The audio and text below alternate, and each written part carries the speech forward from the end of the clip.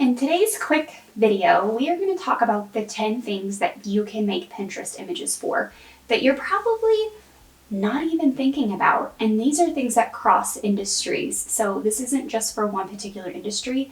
This is for pretty much everyone I market to.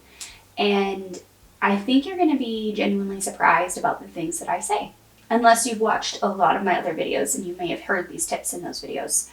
But I had people sliding into my DMs recently asking me, like, what can I create pins for? I have people commenting on YouTube videos, about fresh pins and how, creating pins for different things. So this video is for you if you're wondering, what the hell do I make pins for when I have to create fresh pins? So that is what we're talking about in today's video.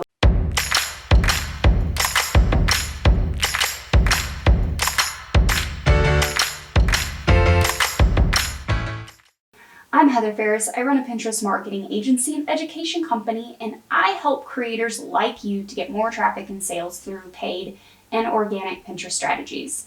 So if that interests you, make sure you click the subscribe button and welcome to the club. Now, in today's video, like I said, we're talking about the 10 things that you can make pins for, and along with those 10 things, I'm going to give you a couple extra tips. So thing number 1 is your YouTube videos.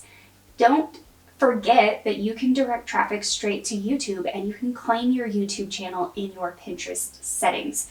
It's actually really, really easy to do. It's just a quick connect between the two platforms, giving them permission to connect Pinterest to YouTube.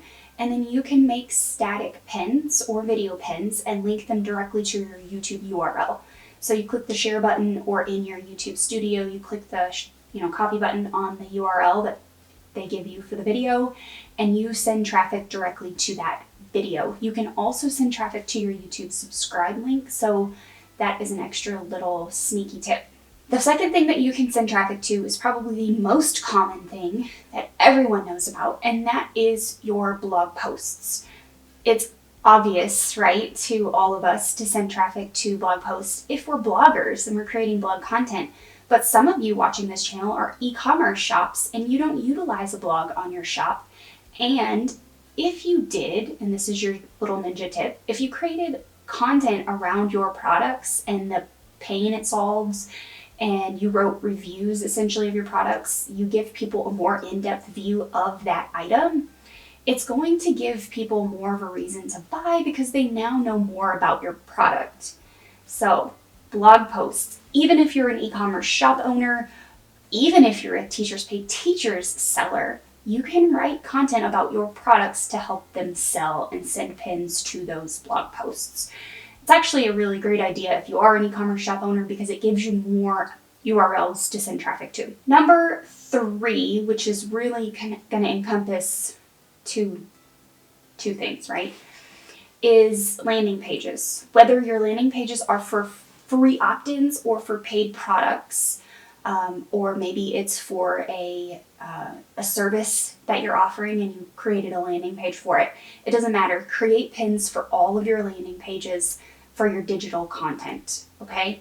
All of your digital content needs to have a pin that goes to it, opt-ins, digital products, info products, courses, memberships, all of those things land in this landing page bucket of things that you should definitely be creating pins for.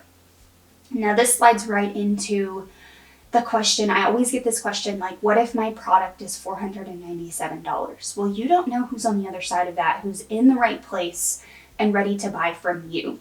While the majority of people coming from Pinterest are cold and they do need a little bit of warming up, I think that it's not out of the realm of possibility to pin your course sales page to Pinterest, and someone could happen upon it and buy through that, or at least be introduced to your world, and then now they have a reason to get into your free funnels and eventually into your paid products. So don't be shy on pinning those high ticket sales pages to Pinterest as well. All right, we're moving right on by. This is for you product sellers. Create pins for all of your physical products. I think a lot of you are like, oh, I don't even know how to create a pin. I don't know how to find keywords for this paid product. I was just in a Clubhouse room yesterday with someone, and they create crochet items for the LGBTQ community. And Pinterest is highlighting those particular creators as well as the people of color creators. So Pinterest is actually carving out a space for all of you who are in that space, who are creating products to benefit those particular communities. And not only are they giving you extra space for that, but people are on the platform looking for your items, your paid items, your t-shirts, your flags, your action figures. I'm looking at my husband's shelf full of Ghostbusters toys and I'm like, yeah, there's probably pins for those too on there. Like, people are looking for even this. I bought these from a creator that I found on Pinterest originally, and then I paid for her items through Etsy.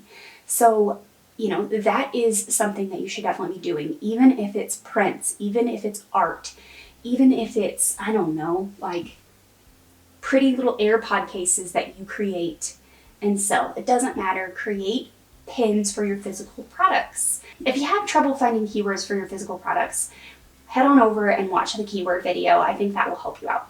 Service pages, my goodness. Service providers, please unite behind me and understand that while your audience may not be as large on Pinterest, if you do have an audience on Pinterest, you need to be creating pages that you can send people to from Pinterest. I have a services page that I have pinned to over the years. I now have one of those pages redirecting to my new services page, but pin your service pages. Create images that speak to the pain point and where your person is at.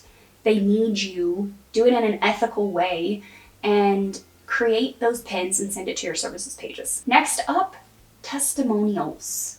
Testimonials are a great way to introduce people into your world and to provide them with the knowledge that you are trustworthy and that you are kind and that you have a solution for them. We are all looking at reviews these days, and I think using those on Pinterest images and directing people to your products and your review pages is a really great way to just solidify the relationship between you and someone new online. Guest posts. Guys, you're missing out on a ton of opportunity if you're not pinning all of that guest content that you are appearing out on the world. You're giving these other audiences value. These other platforms probably have bigger audiences than you do. That's why you're a guest on their platform. And even if they don't, it's still the right thing to do. Make sure you are pinning your guest posts. I do this regularly. I'm a regular blogger on Jessica Stansberry's website for promoted pins. And every single time her assistant sends me the URL, I queue it up in my Tailwind queue. I keyword that sucker exactly like I would keyword my own content. And I send traffic to it. And you know what? Because of that action alone, her pins actually at times, the pins that they create for me to share, get more traction. They get more engagement because she's a bigger brand than I am. She's been in this game a lot longer than I have. So make sure you're pinning your podcast guest spots and your guest posts that you're writing on those blogs. It's the right thing to do, okay? And it's going to get you more traction and it's going to get you more visibility. Okay, last but certainly not least are your Teachers Pay Teachers products. I know a lot of you teacherpreneurs, if you're watching this, I know you're already creating pins going to your products, but there are a lot of you that are sneaking into my Clubhouse rooms and you're listening in on the Clubhouse chats that I'm having, and you are coming into my DMs and asking me questions. So I know there are a lot of you that are new. You're coming into this space, especially in this pandemic time when a lot of teachers are looking for a way out of their COVID classrooms. And this is just a really great way for you to get some more eyeballs on your lesson plans and the resources that you create and sell. Make sure if you do have a Teachers Pay Teachers store and you're pinning those items to Pinterest, you just pay attention to your audience, you're doing your keyword research, and you are just sending that traffic to Teachers Pay Teachers. Now, once you are ready to branch out from Teachers Pay Teachers, I would suggest starting a Shopify or WooCommerce store and hosting that website of your own and sending that traffic to your own website, because ultimately it's a platform you own and it will bring you more revenue in the end, less of the fingers in the cookie jar from like stores like Etsy or websites like Etsy or Teachers Pay Teachers. Did any of these things that I gave you surprise you?